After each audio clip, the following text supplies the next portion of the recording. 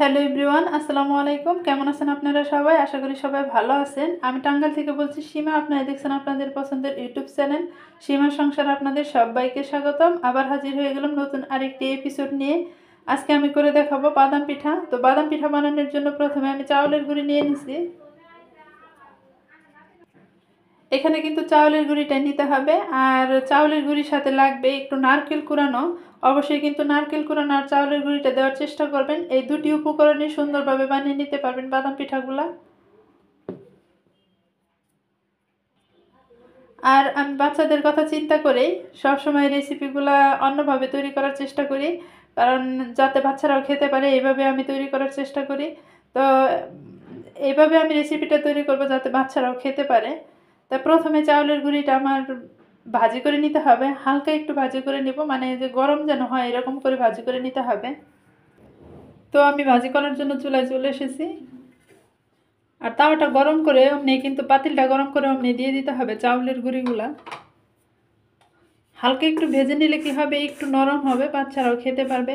কিন্তু এই বাদাম পিঠাগুলো যত আপনি চাবিয়ে চাবিয়ে খাবেন ততই কিন্তু ভাল লাগবে। একদম সহজ রেসিপি, আর বানাতেও কিন্তু বেশি একটা উপকরণ লাগে না। দেখেন আমি প্রথমে কিভাবে চাউলের গুঁড়িটা ভেজে নিচ্ছি।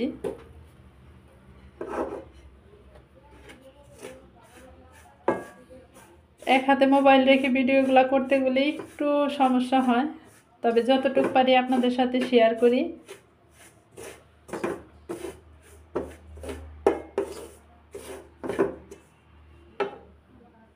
মাঝে মাঝে এভাবে দেখবেন যে হাতে গরম লাগে কিনা।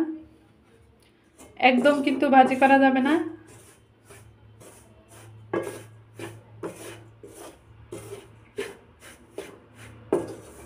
মানে হাতে যেন গরমটা সহ্য না করতে পারে এরকম করে গরম করে নিতে হবে চাউলের গুঁড়িটা। একটু ধরে রাখতে পারেন এরকম করে চাউলের গুঁড়িটা ভাজি করে নেবেন। তো দেখেন যে আমার চাউলের গুঁড়িটা ভাজি করা হয়ে গেছে, এখন আমি চুলাই থেকে নামিয়ে নিব। এখানে আমি 3 মিনিটের মতো ভাজি করে নিছি। আপনাদের সময় কিন্তু কম বেশিও লাগতে পারে, যেহেতু আমি এক বাটিরও কম চাউলের গুঁড়ি নিছি সেই জন্য কিন্তু তাড়াতাড়ি হয়েছে। আপনারা যদি বেশি করে একবারে ভাজি করতে যান তাহলে একটু কিন্তু সময়টা বেশি লাগবে। তো দেখেন আমি চাউলের গুঁড়িটা ভাজি করে নিছি, আর এরকম ঝুরঝুরে হয়ে আসবে ভাজি করলে, আর হাতে অনেকটাই গরম লাগবে। এরকম করে ভাজি করে নিতে হবে। আর প্রথমে এখানে আমি দিয়ে দিব লবণ, আর এখন এখানে দিয়ে দিব নারকেল কুড়ানো।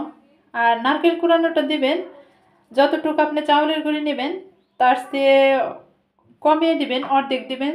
মানে এক বাটি চাউলের গুঁড়ি নিলে অর্ধেক বাটি আপনার নারকেল কুড়ানোটা দিতে হবে, তাহলে কিন্তু আপনার পিঠাটা বেশি ভালো লাগবে। এই নারকেল কুড়ানোর জন্যই কিন্তু পিঠাটা বেশি ভালো লাগে। আর নারকেলটা দেখেন এইভাবে আমি কুড়িয়ে নিয়ে নিছি। তো এখন এই নারকেল কুড়ানোর সাথে আর লবণের সাথে ভালো মতো মিক্সড করে নিতে হবে ময়দা চাউলের গুঁড়িটা।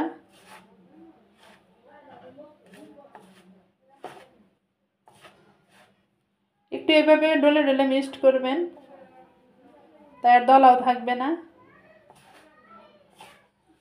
আর পিঠাটা বানানো কিন্তু একদম সহজ, কম সময়ে বানানো যায়, সময়টাও বেশি লাগে না, উপকরণও কম লাগে, খেতেও কিন্তু খুব মজা লাগে। আর আমি যেভাবে বানাবো এভাবে যদি আপনারা বানান তাহলে 1 মাস পর্যন্ত সংরক্ষণ করে রাখতে পারবেন। কিন্তু ভালো মতো ঢেকে সুন্দর করে সংরক্ষণ করে রাখতে হবে।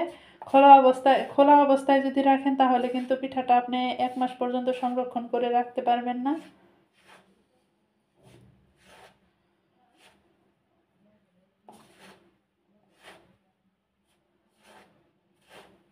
তো দেখেন এই যে আমার মিশানো হয়ে গেছে নারকেল কোরানির সাথে। এখন আমি কিন্তু এখানে একটু হালকা কুসুম গরম পানি অ্যাড করে দিব। হাতের আঙ্গুল যেন চুবিয়ে রাখা যায় এরকম গরম পানি নিয়ে নিতে হবে, বেশি কিন্তু গরম পানি দিলে হবে না। তো গরম পানিটা দেওয়ার আগে হাতের আঙ্গুল এভাবে চুবিয়ে রেখে দেখে নেবেন যে আপনি হাতের আঙ্গুলে সহ্য করতে পারতেছে কিনা গরম পানিটা। এরকম গরম পানি দিয়ে ডোটা রেডি করতে হবে। দেখেন এই যে আমি পানিটা গরম করে নিয়ে নিছি, আর পানি থেকে কিন্তু ধোয়া উঠছে এরকম। আর এই যে বাটিটা যে নিয়েছিলাম চাউলের গুঁড়ি বা নারকেল কুড়ানোটা যে মেপে নিলাম সেই বাটিতে আমি পানিটা নিয়ে নিছি। এগুলা যে ভেসে উঠছে সেই নারকেল কুড়ানো। আর এই যে এইভাবে হাতের আঙুলটা চুবিয়ে দেখতে হবে যে আপনি পানিটা সহ্য করতে পারতেছেন কিনা। তো এরকম গরম পানি নিয়ে নেবেন, হাতের আঙুলটা যেন চুবিয়ে রাখা যায় 1 সেকেন্ড, এরকম গরম পানি নিয়ে নিতে হবে। তো এখন আমি এই গরম পানিটা দিয়ে ডোটা রেডি করব। আর ডোটা এইরকমভাবে রেডি করতে হবে যেন ডোটা রুটি বানানোর ডোর মতো একটু শক্ত হয়, এরকম ডো করে নিতে হবে। তো এখন এখানে আমি অল্প অল্প করে পানি দিব আর ডোটা রেডি করব। একবারে বেশি পানি দিতে গেলে কিন্তু আপনার ডোটা নরম হয়ে যেতে পারে, সেই জন্য যে অল্প অল্প করে দিব আর ডোটা রেডি করে নেব। তো দেখেন আমি পানি দিয়ে মিক্সড করে নিলাম আর আমারটা এরকম হয়েছে। আর এখন কিন্তু এখানে অ্যাড করে দিতে হবে চিনি। তো চিনিটা চাইলে আপনারা আগেও দিতে পারেন, যে যেরকম মিষ্টি খাবেন সেরকম মিষ্টিটা দিয়ে নেবেন। এখন আবার চিনি দিয়ে আমি আবার ভালো মতো মিক্সড করে নিব চাউলের গুঁড়ির সাথে। এক পর্যায়ে মাখাইতে মাখাইতে দেখেন এরকম হয়েছে। আর এখনও কিন্তু মাখানো শেষ হয় নাই, যেহেতু আমার চিনিটা ভালো মতো গলে যায় নাই, সেই জন্য কিন্তু মাখানো শেষ হয় নাই। তো আপনারা প্রথমে কি করবেন, নারকেল আর চিনিটা একসাথে নিয়ে নেবেন, নিয়ে নারকেলের সাথে মিক্সড করে ভালো মতো করে নেবেন। চিনির থেকেও পানি ছেড়ে দেবেন, নারকেলের থেকেও পানি ছেড়ে দেবেন। তো আমি প্রথমে চিনি নেওয়াটা ভুলে গেছিলাম, কারণ কাজের সময় অন্যজনে ডিস্টার্ব করলে একটু ভুল হয়। তো একটু আবার মুথে নিতে হবে ভালো মতো হাত দিয়ে, কারণ এখানে চিনিটা কিন্তু গলে যায় নাই, আর গলিয়ে নিতে হবে। তো আমি ডোটা এভাবে মাখিয়ে নিছি, দেখেন ডোটা কীরকম শক্ত হবে, এরকম কিন্তু শক্ত হবে। আর এখন আমি ডোটা 10 মিনিটের জন্য রেস্টে রাখবো। অবশ্যই কিন্তু 10 মিনিটের জন্য রেস্টে রাখতে হবে।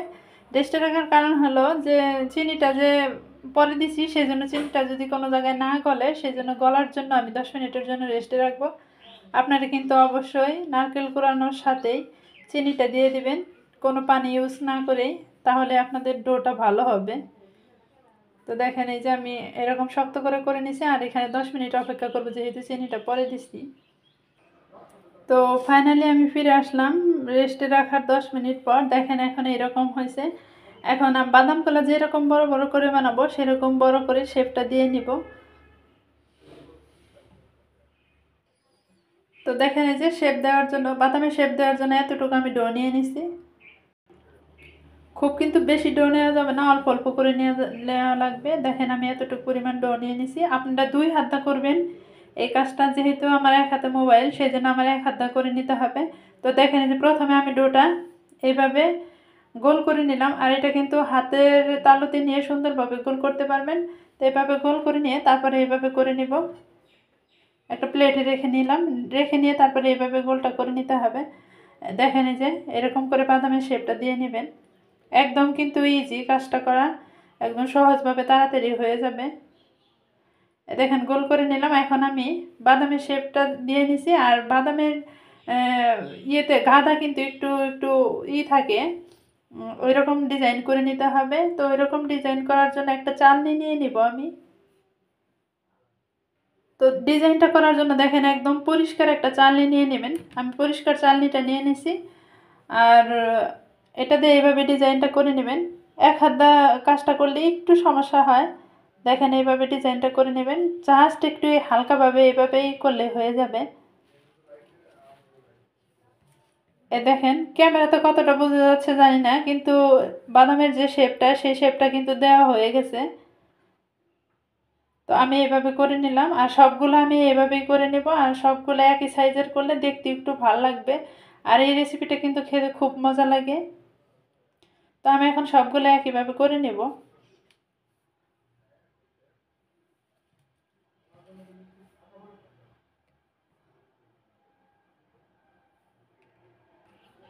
তো আপনাদের সাথে আরেকটা শেয়ার করব। দেখেন এই যে এরকম গোল করেও নিতে পারেন, এরকম গোল করে নিয়ে তারপরে এইভাবে ডিজাইনটা করে নিতে পারেন। দেখেন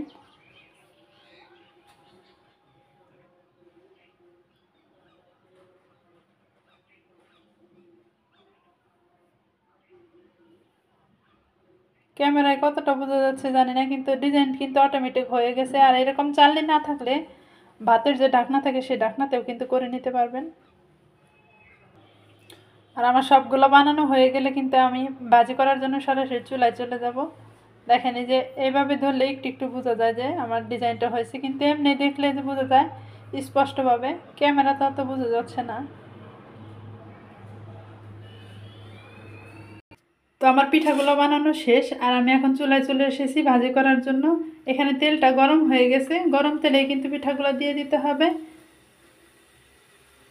এপিট ওপিট করে একটু গোল্ডেন কালার করে ভাজি করে নেব। আর তেলটা দেখে বুঝতে পারতেছেন যে আমি কীরকম গরম করে নিছি। আর পিঠাগুলো দেওয়ার সাথে সাথে কিন্তু এই বুদবুদ সৃষ্টি হচ্ছে তেলেতে। আর এই পিঠাটা হতে কিন্তু বেশি সময় লাগবে না, খুব তাড়াতাড়ি হয়ে যাবে।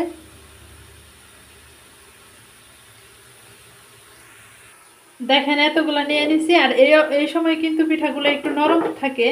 আর একটু এভাবে দুলিয়ে নেবেন তেলটা মধ্যে দেওয়ার পরে। এভাবে দুলিয়ে নিলে কি হবে, আপনার নিচে পুরো ধরবে না। আর পিঠাগুলো একটু গোল্ডেন কালার করে ভাজি করে নিতে হবে। এপিট ওপিট করে আমি একটু গোল্ডেন কালার করে ভাজি করব। আর দেখেন তেলে দেওয়ার সাথে সাথে কিন্তু ফুলে আর একটু বড় হয়ে গেছে।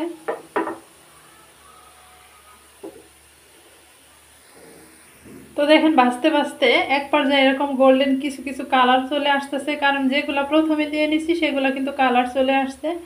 এই সময়ে কিন্তু একটু নরম থাকে, আর একটু গোল্ডেন কালার হলেই কিন্তু শক্ত হয়ে আসবে। আর দারুণ একটা স্মেল আসতেছে ভাজি করার সময়, দেখবেন মাখানোর সময় দারুণ একটা স্মেল আসবে, আর ভাজি করার সময় তুমি স্মেলটা আরও বেশি আসবে।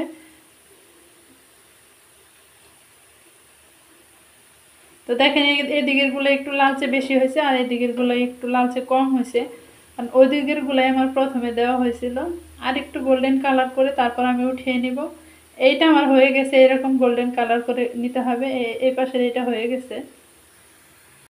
দেখেন আমার সবগুলো হয়ে গেছে। এখন আমি তেলটা ঝরিয়ে তারপর কিন্তু চুলা থেকে উঠিয়ে নিব। এখন আর আমি চুলায় রাখবো না। তো ফাইনালি রেডি হয়ে গেছে আমার বাদাম পিঠাগুলো। আর বাদাম পিঠাগুলো দেখেন দেখতে এরকম হয়েছে।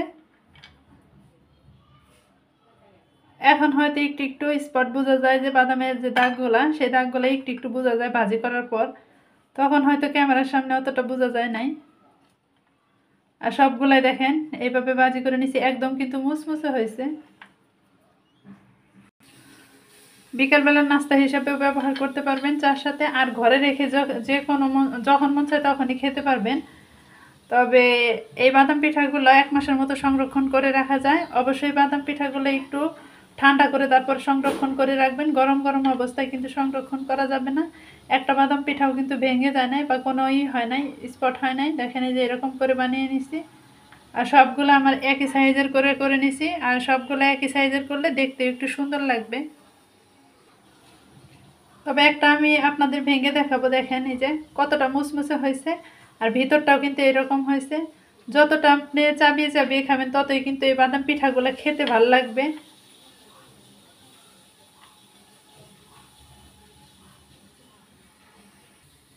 অনেক টেস্টি একটি খাবার আপনাদের সাথে শেয়ার করলাম। ভিডিওটা ভালো লাগলে অবশ্যই সাবস্ক্রাইব করবেন, আমার চ্যানেলের সাথেই থাকবেন। সবাই ভালো থাকবেন, সুস্থ থাকবেন, আমার পরিবারের জন্য দোয়া করবেন। আজকের মতো এ পর্যন্তই। আসসালামু আলাইকুম, আল্লাহ হাফেজ।